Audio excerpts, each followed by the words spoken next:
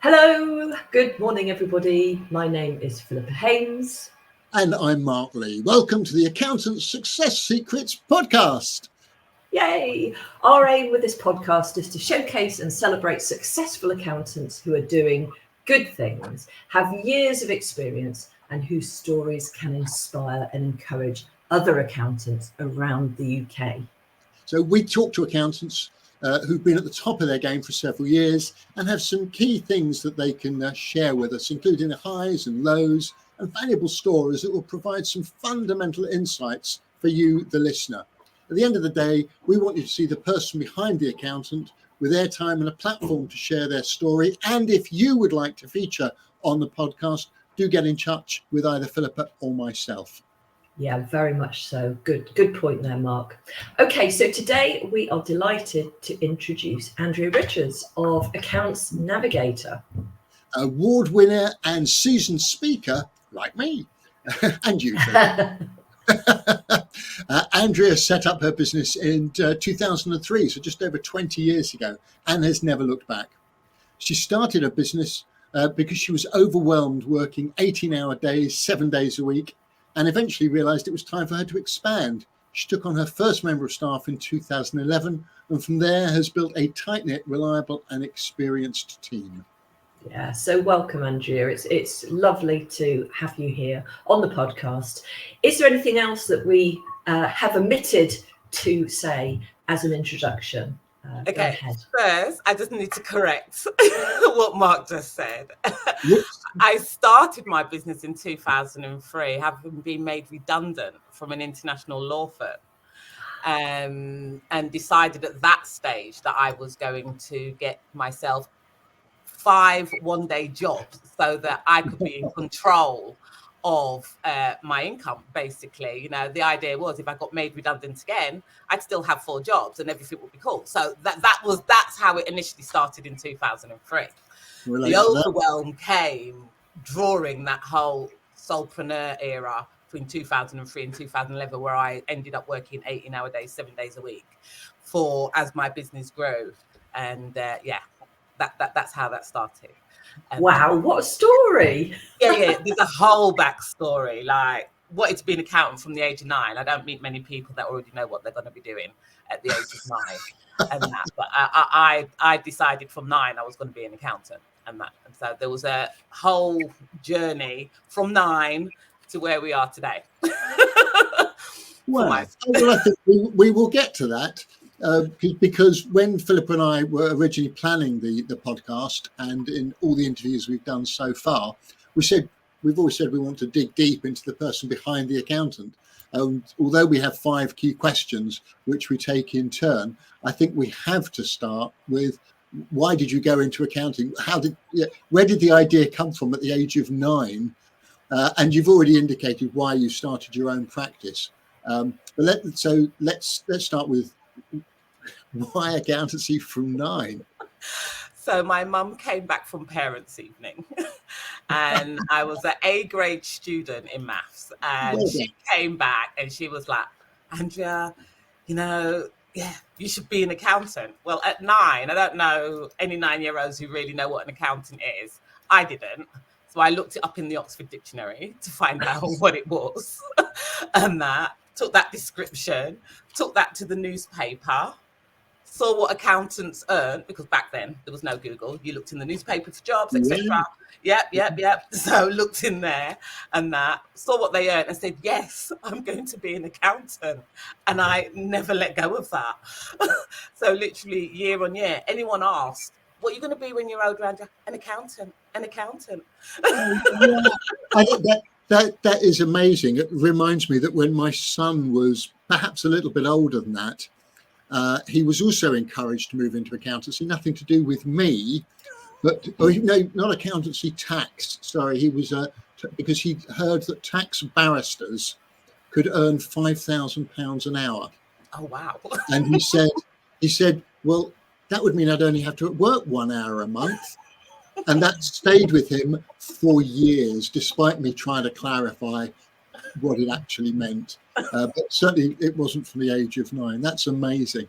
I think it's amazing. I mean, how did you, at 9, to sort of think, right, I'll look in the Oxford Dictionary, and now I'll look in the newspaper and look at the, what the going rate is. That, I think you were older than your years there.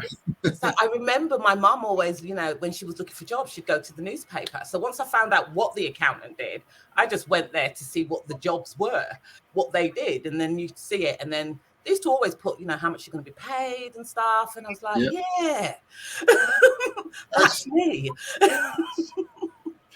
I think that's absolutely fabulous. And as I often explain to people early in their careers these days, the world is so much bigger now than it was 20, 30, 40 years ago when I started my career, when the options seemed more limited than perhaps they were, whereas now there are vastly more options available to everyone, and indeed many different ways in which you can be an accountant, as I'm sure we will hear. Can you talk about how we heard before why you started your own practice? How did you go about it? And I think what you said is you were looking for 5 one-day gigs as sort of external financial controller or financial director or something. What level were you in the law firm? So I'm SEMA trained. So right. I worked in industry. I used to work for investment management banks and international law firms, and my title was always financial controller, management accountant.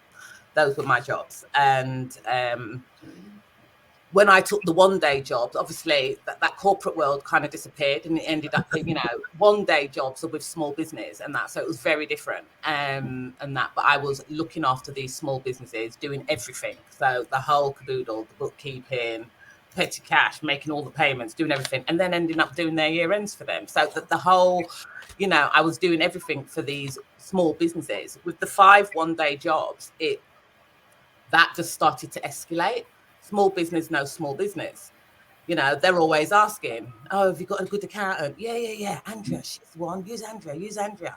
And that's how it ended up just growing from 5 one-day jobs to me having to then work evenings, weekends, everything for all these other little businesses and that. And then next thing you know, I had a practice per se. It wasn't intentional. I was a freelancer, so it wasn't intentional, but I just got more and more clients. And then, then tax returns started turning up, individual sole trade, small little tax returns. And it just grew and grew and grew. And literally from 2003 to 2008, that just grew. 80 nowadays, 7 days a week, constantly just working and that, nothing else. How did you cope with that? I don't know. I had 2 children at this point as well. Oh. And I did have a partner. So he was looking after the kids, the house and everything. And I just worked. The focus was always just work. Back then I was younger and I could what I call bleach. So if there was a deadline and it needed to be hit, no problem. Andrea just works through the night, just gets it done. I was young, I was fit, I felt great. and I could literally go 48 hours with no sleep, just working. And that's it's brilliant to hear, and I think it's a bit of an eye opener for some people who don't appreciate that or anticipate that's what goes on. Related to that, I imagine, is the fact that even if you picked up those 5 one-day gigs quite quickly, your rationale for doing that was, well, if one of them goes, I only lose 1/5 of my earnings. Yes. But the typical sort of consultant model is earnings and then a fallow period while you go out and look for more work. It sounds as if you weren't having to go out and look for the work, but you didn't want to risk turning it down. I say back then there was a lot of greed involved. I wanted more and more as the money grew. The more clients I took on, the money grew and it just grew. And as a family, we were living a good life, and I chose to just keep doing that and just growing the business, just taking it on more and more and more. What actually happened in 2008 is I realized at that point that I was nearly on burnout. It couldn't continue to that. And I was advised that I should take someone on. But I didn't want to, because I didn't want to share the money. And that, because life was good. Even though I was working all those hours, I felt life was great. And I didn't want to share the money. And it took me to 2011 before I actually decided that I actually can't do this anymore, and that I needed to take somebody on. And that's what I did. I took someone on, and it changed everything. If I knew that, I would have done it years ago. But it took 2011 for me to finally realize that bringing someone on just freed me up a bit more.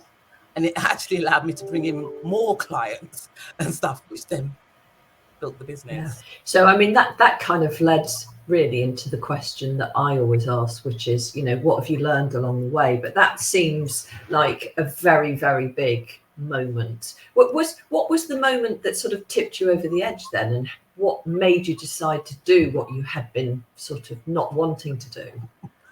I had an ultimatum. Right. I was told to get a proper job. So do 9 to 5. By who? My partner. Right.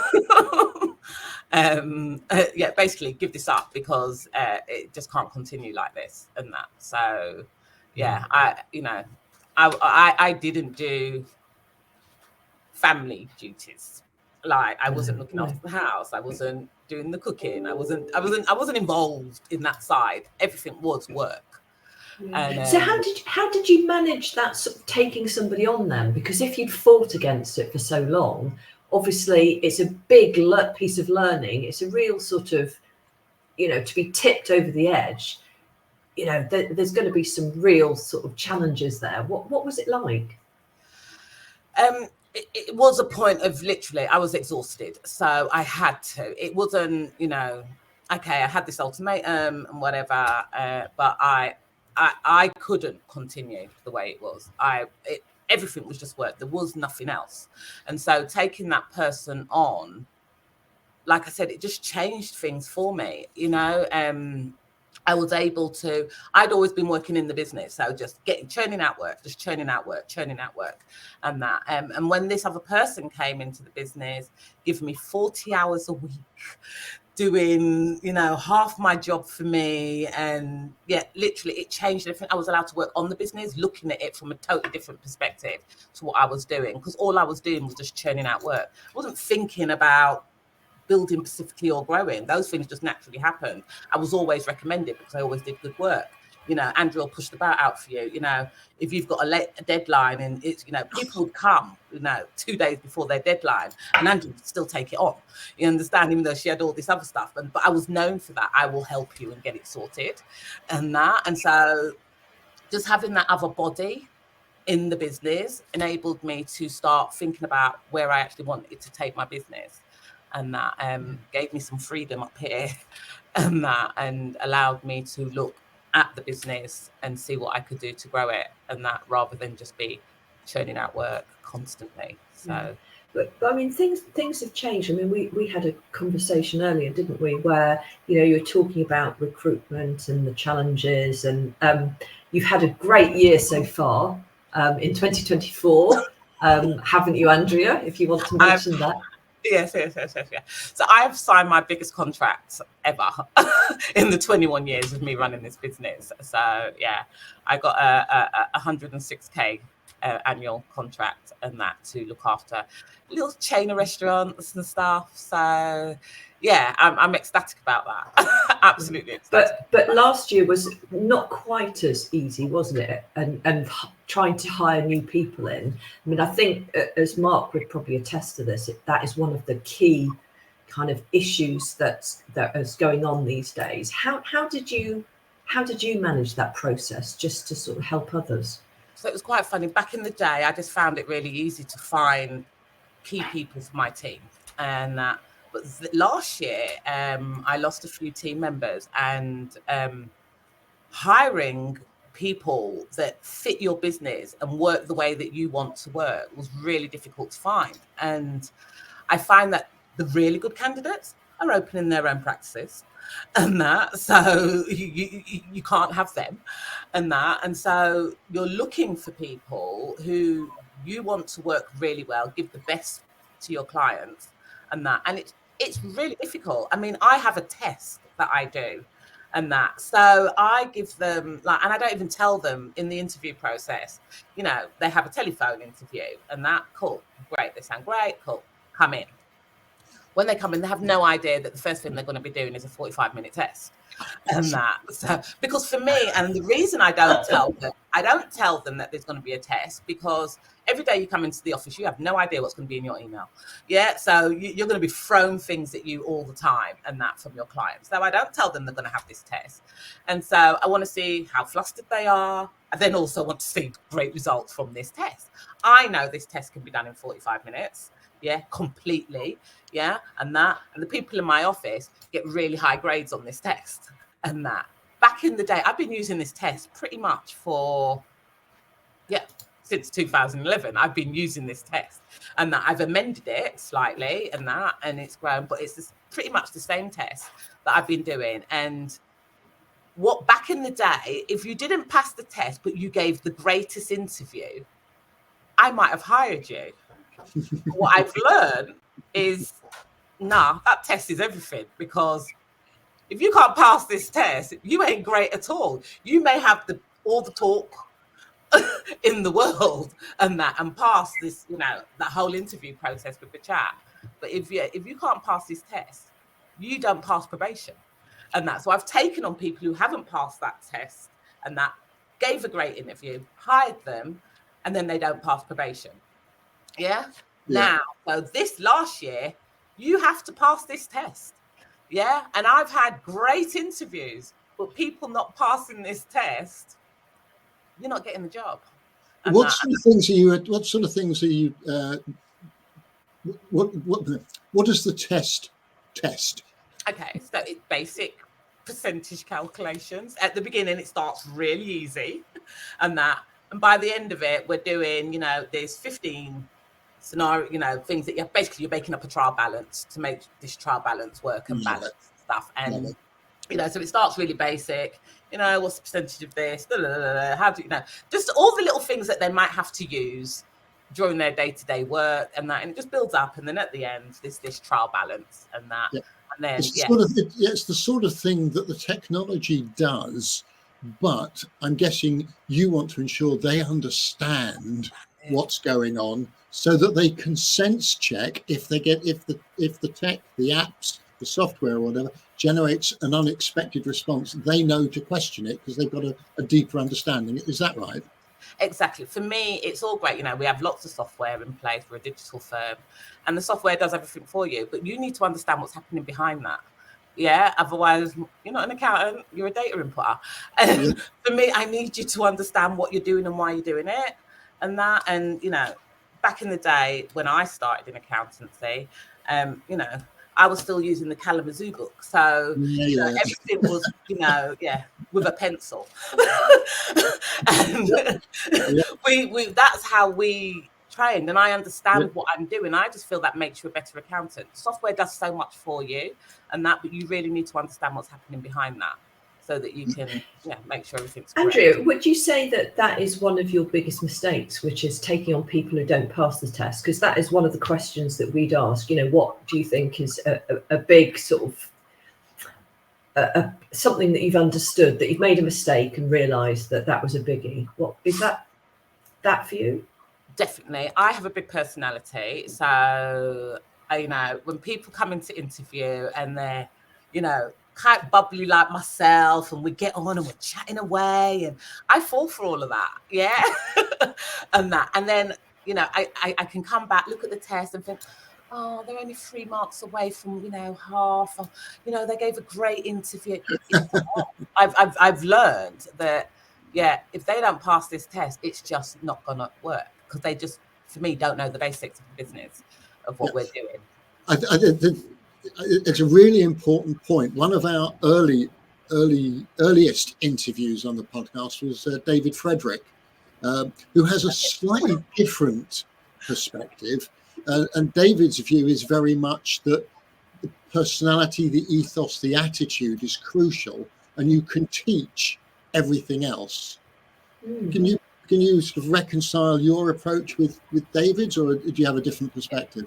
I know David very well. So for me, I'm a big personality, but I feel I have good accountancy background. I know my stuff. Yeah. So for me, you have to have both. personality alone doesn't drive it. And that one of the people who left last year had a great personality. Clients absolutely loved him, and that I thought it was great because he talked so well and that. But at the back of it, that the accountancy knowledge wasn't strong enough. Yeah. And so, you know, he ended up leaving and stuff. So for me, you need both. Yeah, personality is a big thing in my office, and that you have to have that.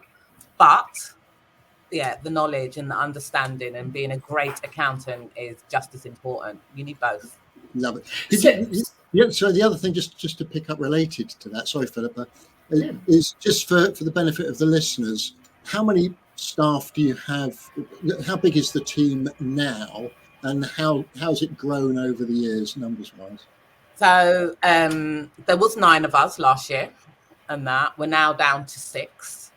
I actually had a consultant come in, and he told me I was overstaffed, and that I didn't actually need 9. And so we're doing 6 at the moment, and we're going to look at it again in April to see if we need to bring in anybody else, and that. And I think we will do with the contract that I just won. Yeah. I'm going to need another person. You can afford to, can't you? Yeah, I am going to need someone for that. So, yeah, we manage with 6, and it's working. It's working this way at the moment, and that. So, yeah, we went from 9 to 2 to 6. Great. So you talked about personality in the office, and sort of talked about, you know, that you've got to have both sides of the skills, if you like. But what would you say singles out your practice? And it may be the personality, but is there something you would say is unique about what you do, how you do it? Okay, so having come from a management accountant background, and when I came from industry, so I didn't come through the practice route. And so when I actually set up my practice, I didn't even know how a practice ran. So back then, 21 years ago, I literally, what I was doing in industry with my clients, that for my employer, and that was always analysing numbers, understanding numbers, and we used to make decisions based on the numbers. So back then, anyone that signed up with Andrea, it was important that we did management accounts, that, you know, we just wasn't going to be churning out tax returns for people. And that was secondary to me building your business, helping your business to grow. And so that was always been the ethos of my business. It's always been about the growth of companies rather than just doing the tax returns at the end of the year. I actually find that bit quite boring, and that because that's not where that's not how, when I came into accountancy, what I was actually doing. It was always about analysing numbers, understanding those numbers, making decisions based on those numbers to build the business and grow, and that. And so from 21 years ago, we've been doing that with all our clients. That's what we do. Yeah. So it was always, you know, being involved. We wasn't an end of year accountant where you came to us with your paperwork and we did your tax return. We didn't do that. We have constant communication. We have a thing called client contact day where we do no work that day on the 16th of the month, and literally we're just ringing clients and talking to all the clients. What you're doing, you know, how's it going? How's your last month been? And it just builds from there. Just little 10-15 minute call with clients to find out what they're doing. So for me, communication is a big thing in our business. We talk to them constantly. You know, I've been known to be, you know, agony on, marriage therapist, all sorts, because I really know my clients, and that because we're always talking to them. And that, sorry, I didn't mean to interrupt. I love that approach. I'm not sure I would have recognised that from seeing the specialist niches on your website: tradespeople, entertainers, property and business.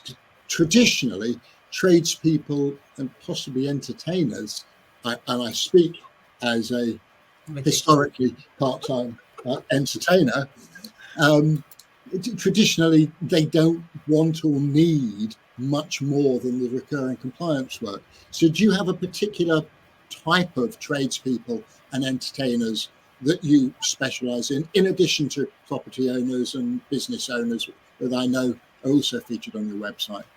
Okay, so that's interesting. So the reason we've ended up niching in these specific areas was because we just happen to have an influx. We get entertainer. So I did a marketing course about 5 years ago, and they were going on about niching and whatever. So but we're a general practice. So we don't actually niche, we niche the marketing.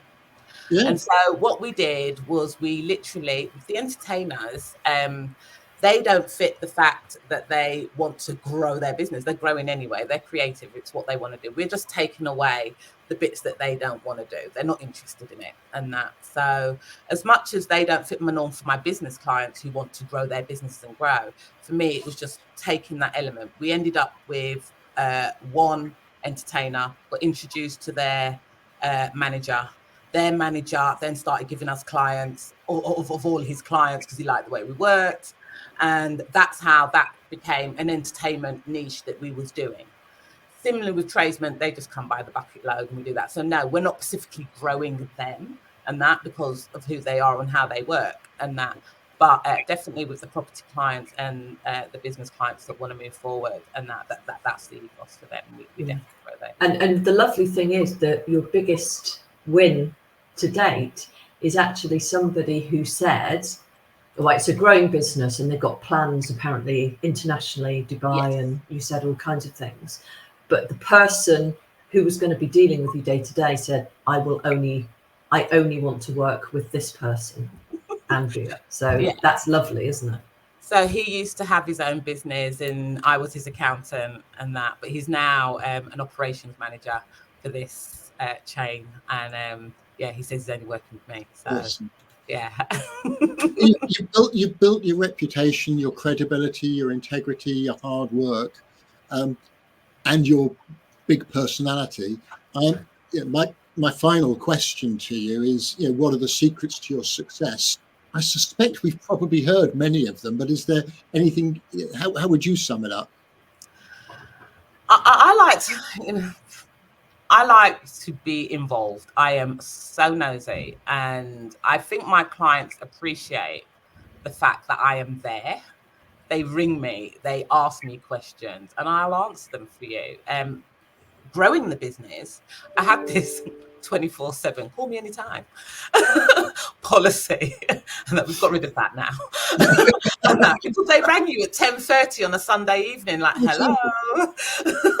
And so literally I did build my whole reputation on being available, being there for you, and wanting to be part of your business. And one of the things we do say when we're talking to potential clients is that we want to be a partner in their business. We want to be part of the business, not just an external accountant. And I imagine that you evidence that in the way you talk about how you've worked with previous clients as well. So it's not just something that you say like so many people say. You can actually evidence the fact that it's the truth as well. Yeah, and especially with the 16th of the month, if that's what you do. Contact day. Yeah. They're all made aware of contact day. It's really, and they like it. Those that don't want it say, "Oh, you don't need to bother." We still ring them. Hi, how's it going? Oh, we're good. When you switch from your 24, from being constantly available to limiting things, did you lose any clients or have any difficult conversations with clients? No. They were absolutely fine. I stopped giving out my personal mobile, and now we have an office mobile, so it's only going to be answered during working hours. And people are made aware of that now. So I don't say I'm available 24/7 anymore in a potential client relationship. That was something I would always say before. It's not something I tell new clients, and the old clients are absolutely fine. I have clients that I've had for like 15 years just still with me because they appreciate what we do and how we do it. So fabulous. It works. That's great. That's lovely. Well, I mean, I again could talk all day. I think it's learned loads, and I feel like we've only just scratched the surface. But Andrea, for those who really love this podcast and loved hearing about you and how you work, how can they contact you best? What's the best way? Give us your details. Again, it's Accounts Navigator everywhere. It's just Accounts Navigator. So www.accountsnavigator.com. If you do .co.uk, it will come through too, but .com. Social media, they're all Accounts Navigator. And that. everything's Accounts Navigator. info@accountsnavigator.com for emails, and everything. Accounts Navigator will come up. Right. Thank you very much, Andrea. And Philippa, how can listeners find out more about you and Insight 101? Well, we're on LinkedIn now as we speak, obviously, but best way is to go onto my website, www.insight101.co.uk, and book yourself a discovery call, and we can have a chat. How about you, Mark? Love it. Well, and you have a glorious, glorious new website. Mine is coming soon. Thank you. I'm online everywhere as Bookmark Lee. I have the Sole Practice Club for sole practitioner accountants who are overwhelmed, frustrated, and isolated. And I'm LinkedIn, Facebook business page, and website bookmarklee.co.uk. Great. Well, that's it. So if you've enjoyed Accountant Success Secrets podcast, then please share the love online, and obviously come and find us. I think we've got another one on the 31st, which will be great as well. And again, as Mark said at the beginning, if you would love to get involved, we'd really like to hear from you. We'd love to talk to you on this show. Lovely. Thanks again, Andrea, so much. Really appreciate it. Thank you, Philippa, as well, for organising everything and being a wonderful co-host.